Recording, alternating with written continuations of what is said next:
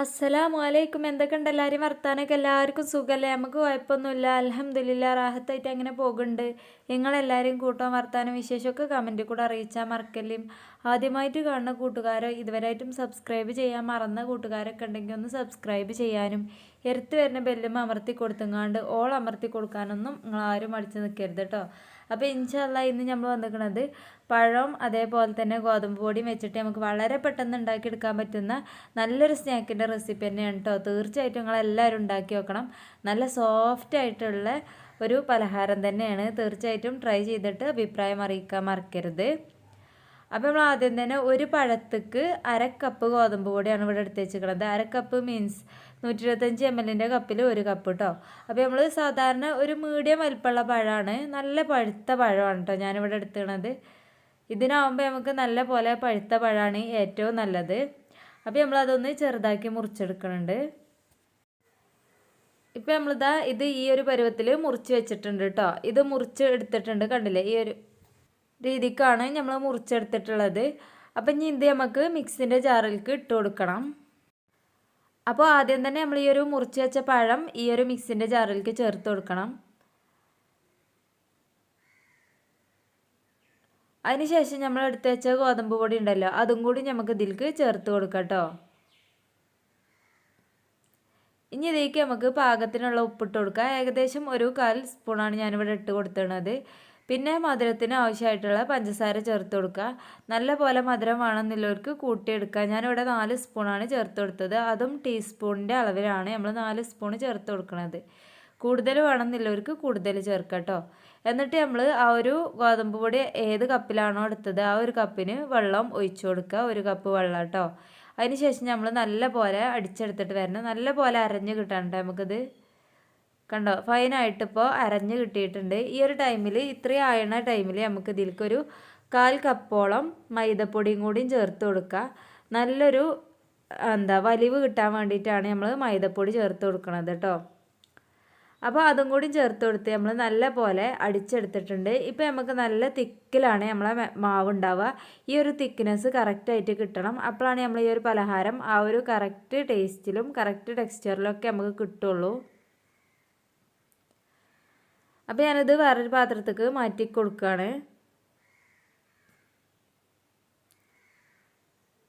ഇതപ്പോൾ നമ്മളിത് ഇതിലേക്ക് മാറ്റിയിട്ടുണ്ട് കേട്ടോ.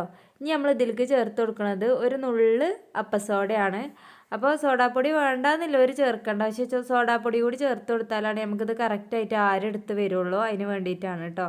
അപ്പോൾ അത് ചേർത്തിട്ട് നല്ല പോലെ മിക്സാക്കി കൊടുക്കുക. ഇതേപോലെ നമ്മൾ നല്ല പോലെ മിക്സാക്കി കൊടുത്ത് ആ ഒരു ഇത് നമ്മൾ കറക്റ്റാക്കി കൊടുക്കുക. അപ്പം സോഡ ഇടുമ്പോൾ ശ്രദ്ധിക്കുക, ചെറിയൊരളവിൽ മാത്രമേ ചേർക്കാൻ പാടുള്ളൂ. കൂടുതലായാൽ നമ്മളെ പലഹാരം പെട്ടെന്ന് കരിഞ്ഞു പോകും കേട്ടോ, പുറഭാഗമൊക്കെ. അപ്പോൾ ആ ഒരു കാര്യം ശ്രദ്ധിക്കുക. ഉൾഭാഗം വേഗണീൻ്റെ അടുക്ക് പുറഭാഗം കരിഞ്ഞു പോകും. കണ്ടില്ലേ, തിക്നെസ് നിങ്ങൾക്ക് മനസ്സിലാവാൻ വേണ്ടിയിട്ട് ഇതേപോലെ ഒരു സ്പൂണോ സ്പാച്ചിലോ വെച്ചിട്ട് നോക്കിയാൽ മതി. കണ്ടോ, ഇങ്ങനെ നല്ല കട്ടിയായിട്ട് നിൽക്കും. കണ്ടോ, ഈ ഒരു പരുവത്തിൽ കട്ടിയായിട്ട് നിൽക്കും നമ്മൾ ഈ ഒരു മാവ്. അത്രയും ഒരു തിക്നെസ്സും ആണ് നമ്മളെ മാവിന്. എന്നാലും ഇതേപോലെ ഒലിച്ചിറങ്ങും വേണം കേട്ടോ.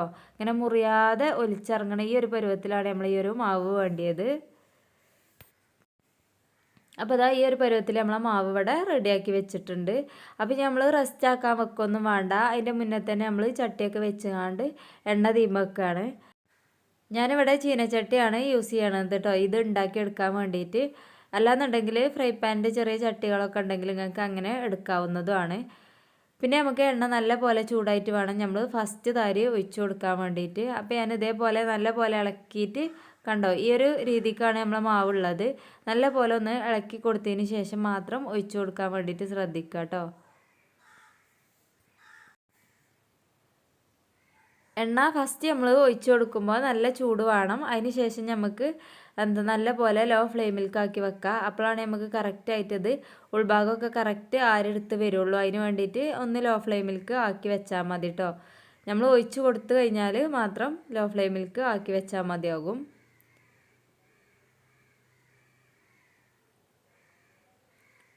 അപ്പോൾ അത് കണ്ടില്ലേ, ഈ ഒരു പരുവത്തിലാണ് നമുക്കിത് കിട്ടുന്നത്. ഇതിങ്ങനെ പൊങ്ങി വരും, പൊട്ടിപ്പോവൊന്നുമില്ല. ആ ഒരു കറക്റ്റ് തീയിൻ്റെ ആ ഒരു കറക്റ്റ് നമ്മളൊന്ന് മനസ്സിലാക്കി വെച്ചാൽ മതി. ആദ്യം ഹൈ ഫ്ലെയിമിലിട്ടിട്ട് ഒഴിച്ച് കൊടുത്താലും ലോ ഫ്ലെയിമിലേക്കാക്കി വെക്കണം. അതിന് ശേഷം അതിൻ്റെ മുകൾക്ക് എണ്ണ കുറച്ച് തേവി കൊടുക്കുക. അതിന് ശേഷം മാത്രം മറിച്ചിട്ട് കൊടുക്കുക കേട്ടോ. അപ്പോൾ നമുക്ക് ഉള്ളിൽ നിന്ന് പൊട്ടി ഒലിച്ച് വരുമൊന്നുമില്ല, നല്ല കറക്റ്റായിട്ട് തന്നെ നിൽക്കും. അപ്പുറം നമുക്ക് ഇതേപോലെ നല്ലപോലെ മറിച്ചിട്ടിട്ടൊന്ന് വേവിച്ചെടുത്താൽ നമുക്ക് കറക്റ്റായിട്ട് നല്ലൊരു ഗോൾഡൻ നിറമാകുമ്പോൾ നമുക്കിത് എണ്ണയിൽ നിന്ന് കോരി മാറ്റുകയും ചെയ്യാം. ഈ ഒരു ഐറ്റം നമുക്ക് ഉണ്ണിയപ്പച്ചട്ടിയിലൊക്കെ ചുട്ടെടുക്കാവുന്നതാണ് കേട്ടോ. ഞാനിപ്പോൾ ഇതിൽ ചുട്ടെടുത്തു എന്നുള്ളൂ. ഉണ്ണിയപ്പച്ചട്ടിയിലൊക്കെ ആണെങ്കിൽ നമുക്ക് പെട്ടെന്ന് കഴിഞ്ഞും കിട്ടും കേട്ടോ, ഈ ഒരു അളവിൽ ഉണ്ടാക്കുകയാണെന്നുണ്ടെങ്കിൽ. പിന്നെ നമ്മൾ ഒരു പഴത്തേക്കാണ് നമ്മൾ 1/2 കപ്പ് ഗോതമ്പ് പൊടി എടുക്കുന്നത്. അപ്പോൾ അതിനനുസരിച്ച് നിങ്ങൾ പഴം ഇതൊക്കെ കൂട്ടി എടുക്കുകയാണെന്നുണ്ടെങ്കിൽ അതിനനുസരിച്ച് പൊടികളുടെ അളവും കൂട്ടി കൊടുക്കണം. അപ്പോൾ നമുക്ക് ഒരുപാട് പലഹാരം കിട്ടും കേട്ടോ. ഈ ഒരു ഐറ്റം കൊണ്ട് തന്നെ നമുക്കൊരു 7 എണ്ണോ 8 എണ്ണോ ഒക്കെ കണ്ടുകൊണ്ട് ചുട്ടെടുക്കാൻ വേണ്ടിയിട്ട് പറ്റും. അപ്പോൾ നമ്മളിത് നല്ലൊരു കളറായപ്പോൾ നമ്മളിത് എണ്ണയിൽ നിന്ന് കോരി മാറ്റിയിരിക്കണം. ഇനി ബാക്കിയുള്ളതും ഇതേ ഒരു പരുവത്തിൽ തന്നെ നമ്മൾ ചുട്ടെടുക്കുകയാണ് ചെയ്യണത് കേട്ടോ. പിന്നെ നമ്മൾ ഫസ്റ്റ് ആ ചൂടായ അത്ര പിന്നീട് നമ്മൾ ഇത് ഒഴിച്ച് കൊടുക്കുമ്പോൾ തീ ചൂട് വേണ്ട, നമ്മൾ ആ ലോ ഫ്ലെയിമിൽ തന്നെ വെച്ചാണ്ട് തന്നെയാണ് ഇത് ഒഴിച്ച് കൊടുക്കണത് കേട്ടോ. പറ്റ ചൂട് പോയി എന്ന് കാണുമ്പോൾ മാത്രം കൂട്ടി വെച്ചാൽ മതിയാകും. ഇങ്ങനെ ഈ ഒരു പലഹാരം നമ്മൾ ചുട്ടെടുക്കുമ്പോൾ ആദ്യത്തെ പ്രാവശ്യം മാത്രം ഹൈ ഫ്ലെയിമിൽ ഇട്ടിട്ട് ചെയ്താൽ മതി. അതിന് ശേഷം നമ്മൾ ഒഴിച്ച് കൊടുക്കണമൊക്കെ ഇതേപോലെ ലോ ഫ്ലെയിമിൽ തന്നെ നിന്നിട്ട് വെന്ത് കിട്ടുമ്പോൾ കറക്റ്റായിട്ട് ഉള്ളൊക്കെ നല്ല ആരെടുത്തിട്ട് വരികയും ചെയ്യും. ഉൾഭാഗമൊക്കെ കറക്റ്റ് വേവുകയും ചെയ്യും കേട്ടോ. പെട്ടെന്ന് നമുക്ക് കരിഞ്ഞു പോകാനുള്ള ചാൻസൊക്കെ കുറവാണ്. പിന്നെ നമ്മളെ ചാനലിൽ ഈ ഒരു റെസിപ്പി മാത്രമല്ല ഒരുപാട് റെസിപ്പികളൊക്കെ നമ്മൾ അപ്ലോഡ് ചെയ്തതുണ്ട്. ഇൻഷാ അല്ലാഹ് കാണാത്ത കൂട്ടുകാരുണ്ടെങ്കിൽ കാണാൻ മറക്കരുത്. ആദ്യമായിട്ട് കാണുന്ന കൂട്ടുകാരൊക്കെ ആണെന്നുണ്ടെങ്കിൽ ചാനലൊന്ന് സബ്സ്ക്രൈബ് ചെയ്യാനും എടുത്ത് തന്നെ ബെല്ലുമ്മ അമർത്തി കൊടുത്തുകൊണ്ട് ഓൾ അമർത്തി കൊടുക്കാനൊന്നും നിങ്ങളാരും മടിച്ച് നിൽക്കുകയും ചെയ്യല്ലേ കേട്ടോ. അപ്പോൾ നമ്മൾ ഈ ഒരു പലഹാരം ഇത്രയാണ് ഇന്നത്തെ ഒരു പലഹാരം നമുക്ക് കിട്ടിയത് കണ്ടോ.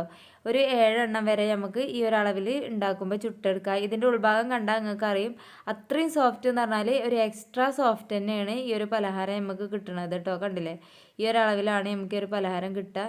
നല്ല ആരെടുത്ത് ഉൾഭാഗമൊക്കെ ഒട്ടും ഒരു ഇതില്ലാത്ത രീതിക്ക് തന്നെയാണ് കണ്ടോ. ഈ ഒരു രീതിക്ക് നമുക്കിത് ഇങ്ങനെ പീച്ചി കൊടുക്കുമ്പോൾ തന്നെ അറിയാൻ പറ്റുന്നുണ്ട് അതിൻ്റെ സോഫ്റ്റ്നെസ് എത്രത്തോളം ഉണ്ട് എന്നുള്ളത്. നല്ല ടേസ്റ്റുമാണ് കേട്ടോ കഴിക്കാൻ വേണ്ടിയിട്ട്. തീർച്ചയായിട്ടും നിങ്ങളെല്ലാവരും ട്രൈ ചെയ്തിട്ട് നിങ്ങളെ അഭിപ്രായം അറിയിക്കണം. പിന്നെ നിങ്ങൾ നമ്മളെ വീഡിയോ കണ്ടിട്ട് ഇഷ്ടപ്പെട്ട വീഡിയോ എല്ലാ കൂട്ടുകാർക്കും ഷെയർ ചെയ്ത് കൊടുത്തുകൊണ്ട് സപ്പോർട്ടാക്കാനൊന്നും നിങ്ങളാരും മടിച്ച് നിൽക്കരുത് കേട്ടോ.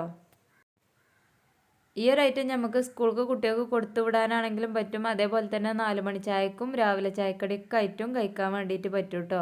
ഈ പുറഭാഗത്ത് ചെറിയൊരു എണ്ണമയം ഉണ്ടെങ്കിലും ഉൾഭാഗത്തൊന്നും എണ്ണ ഓവറായിട്ട് നമുക്ക് ഉണ്ടാവില്ല. ആ ഒരു അളവിൽ തന്നെയാണ് ഈ ഒരു പലഹാരം ഉള്ളത് കേട്ടോ. എല്ലാവർക്കും ടേസ്റ്റി ആയിട്ട് തിന്നാൻ പറ്റിയ നല്ലൊരു ഐറ്റം തന്നെയാണ്. അപ്പോൾ തീർച്ചയായിട്ടും നല്ല സോഫ്റ്റാണ് കേട്ടോ ഈ ഒരു ഐറ്റം. തീർച്ചയായിട്ടും ട്രൈ ചെയ്തിട്ട് അഭിപ്രായം അറിയിക്കണം.